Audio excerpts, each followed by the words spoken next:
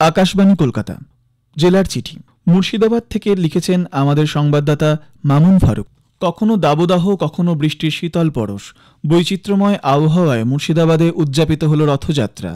জেলার কান্দি, লালগোলা এবং লালবাগের নসিপুর আখড়া ছাড়াও শ্রীপাঠ, কুমারপুরে রাধা মাধবের রথযাত্রা এবছরও ভিড় ও উৎসবের কৌলিন্য ধরে রেখেছিল। 2011 সাল থেকে ইস্কন ভক্তদের উদ্যোগে বহরমপুর শহরে ইস্কনের রথযাত্রা শুরু হয়। প্রতি বছর বহরমপুর টেক্সটাইল মোড় থেকে রথের চাকা গড়ানো শুরু হয়। এবারও সমস্ত রীতি মেনে নিষ্ঠার সঙ্গে রথযাত্রা হয়েছে। জেলার ইসলামপুর, শেখপাড়া ও বেলডাঙ্গায় রথযাত্রা দেখতে পথের দুধারে ভক্তদের ঢল নামে। বহরমপুরে সুন্দর সাজসজ্জা সহ বহু নৃত্যশিল্পী রথযাত্রায় অংশ নেন। নাবালিকা বিয়ে ও কিশোরীকালীন মাতৃত্ব নিয়ে কার্যত হয়রান মুর্শিদাবাদ। মাধ্যমিকের পর একাদশ বা উচ্চ মাধ্যমিকে ভর্তির ক্ষেত্রে সংখ্যার ফারাক জানান দিচ্ছে গভীরে কোথাও সমস্যা থেকে যাচ্ছে। গত এক বছরে শুধুমাত্র একটি স্কুলেরই 25 জন নাবালিকার গোপনে বিয়ে হয়ে গেছে। স্কুলে আসে না 35 জন কিশোরী। মুর্শিদাবাদের বহরমপুরের উপকণ্ঠে হাতিরনগর সারদা বিদ্যাপীঠ বালিকা বিদ্যালয়ের এই খণ্ডচিত্রই টনক নড়িয়েছে প্রশাসনের। শহরগঞ্জ মফস্বলেও বাল্যবিবাহের প্রবণতা উদ্বেগজনক হারে বেড়েছে। জেলার প্রায় 33% নাবালিকা বিয়ে আর 18 থেকে 20% কিশোরী মা। স্বভাবতই অপুষ্টি ও রুগ্ন শিশু প্রসবের হারও বাড়ছে। থাকছে শিশু মৃত্যুর ঝুঁকিও।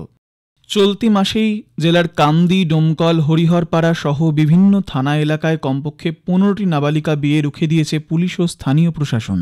তাই এবার সরাসরি মাঠে নেমেছেন জেলা প্রশাসনের কর্তারাও। মুর্শিদাবাদের অতিরিক্ত জেলা শাসক, উন্নয়ন, জেলা শিশু সুরক্ষা আধিকারিকই, সমাজ কল্যাণ আধিকারিক, এমনকি সুসংহত শিশু বিকাশ প্রকল্পের আধিকারিকরাও ছুটছেন গ্রামেগঞ্জে, শহরতলি স্কুলগুলিতেও।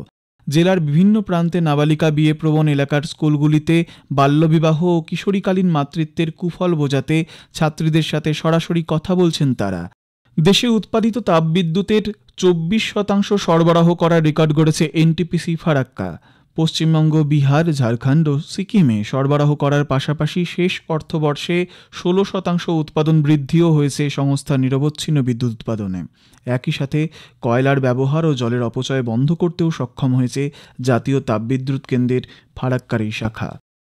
বিভিন্ন রেকর্ডের পাশাপাশি সামাজিক দায়বদ্ধতা প্রকল্পে এবছরও কিশোরী সশক্তিকরণ নামের বিশেষ প্রকল্পের আওতায় মুর্শিদাবাদ, মালদা ও ঝাড়খণ্ডের প্রত্যন্ত গ্রামের 120 জন ষষ্ঠ শ্রেণীর ছাত্রীকে 28 দিনের বিশেষ আবাসিক প্রশিক্ষণ সম্পন্ন করার পর 20 জুন বার্ষিক সাংবাদিক সম্মেলনের মধ্য দিয়ে 2025 সালের কিশোরী সশক্তিকরণ প্রকল্পের আনুষ্ঠানিক সমাপ্তি হয়েছে।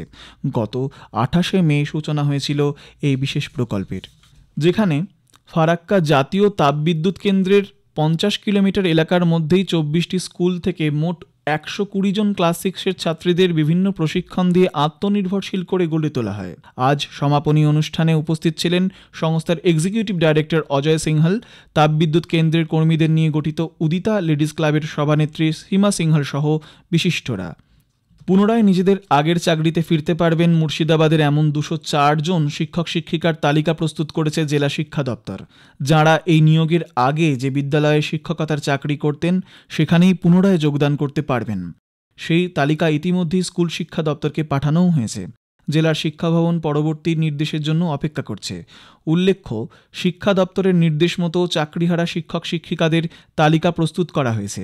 যাঁরা আগে অন্যান্য স্কুলে চাকরি করতেন সেই তালিকা রাজ্যকে পাঠানো হয়েছে। বিএসএফের দক্ষিণবঙ্গ ফ্রন্টিয়ার স্তরের বার্ষিক অ্যাথলেটিক মিট সমাপ্ত হয়েছে গত 21 জুন।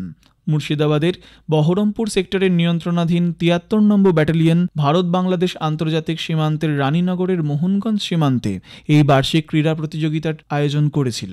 20 ও 21 জুন দুদিন ধরে এই প্রতিযোগিতায় অংশ নিয়েছিল কলকাতা, কৃষ্ণনগর, মালদা ও বহরমপুর সেক্টরের বিভিন্ন ব্যাটালিয়নের পুরুষ ও মহিলা জওয়ানরা।